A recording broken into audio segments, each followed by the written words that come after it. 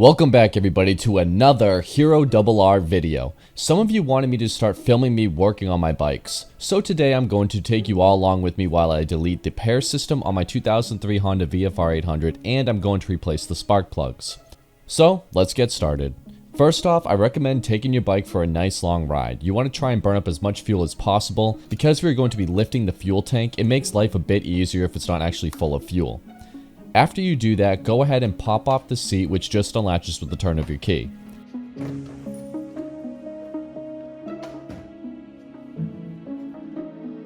Next, go ahead and put your bike on the center stand. This is optional but recommended. Next, we are going to remove the two 8mm bolts holding on the tank.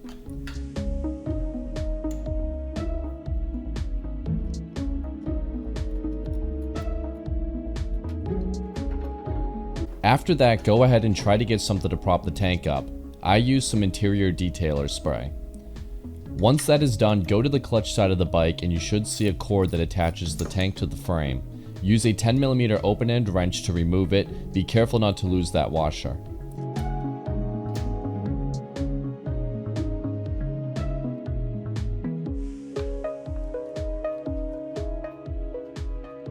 Once that is done, you can now fully prop the tank up. You definitely want to make sure it's not full of fuel or you will spill some out. Also, you can remove the gas tank if you want, but I opted not to do that and I decided to use some bungee cords instead to just fully prop it up.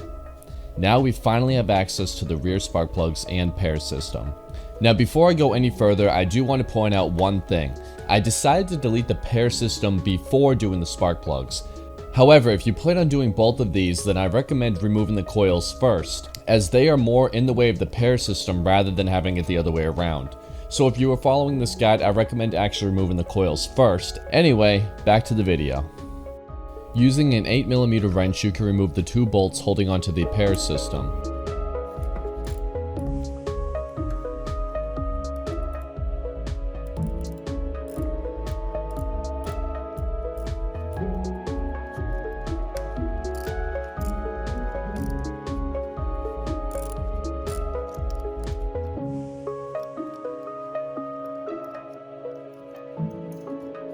Once both of the bolts are removed, the pair system should just lift right up.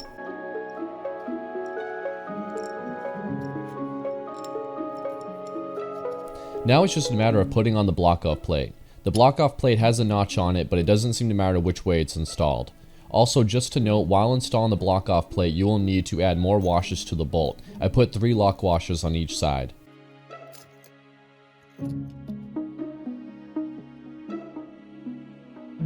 Now you need to remove the pair valve. You just have to unplug it and then it simply slips out of the way. My hose is already blocked off, but if yours isn't, then you will need to block off the airbox as well with a plug.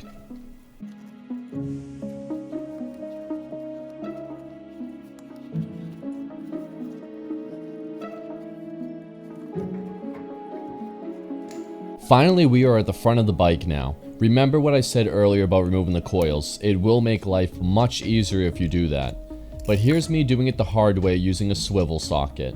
I was able to get it done, but again, removing the coils is the smarter and easier way to do this job.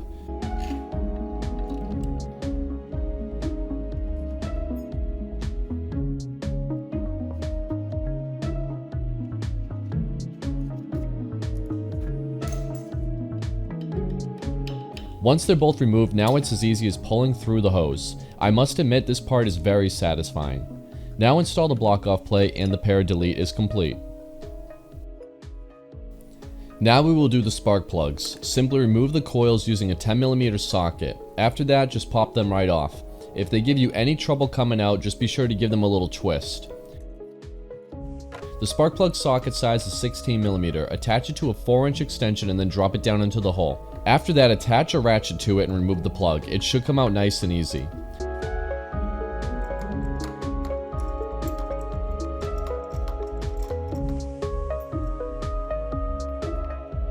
If your plug falls back into the hole, then use a long magnet to retrieve it.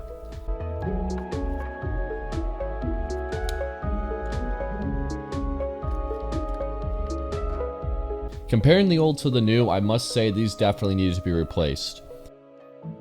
Replacing them is almost as easy as removing them. Start by carefully dropping the plug into the hole, then drop the plug socket and extension down after it. Make sure when you start threading it in, you do it by hand only. Do not put a ratchet on it until you are sure that it's threading in correctly. I will usually thread it until I can't thread it anymore, then I'll put the ratchet on. A cross-threaded plug could potentially ruin your engine. And for God's sakes, please don't ever put an electric ratchet on a plug or any impact tools.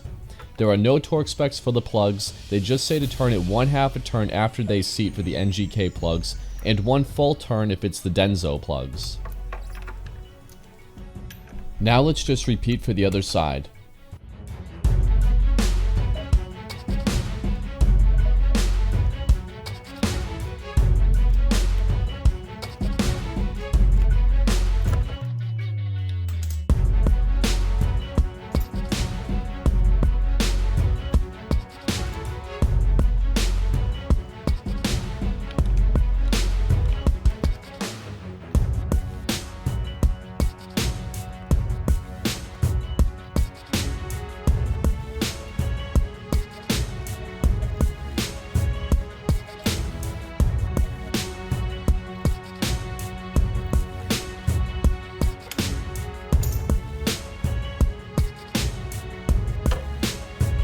Once both plugs are now in, it's time to reinstall the coils. They just drop right in.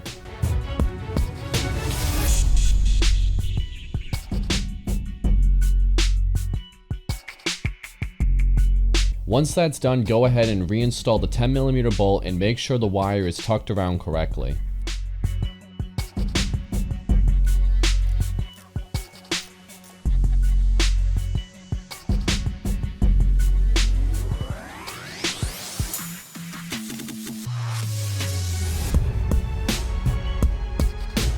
Now that we are finished with the front, it's time to do the rear.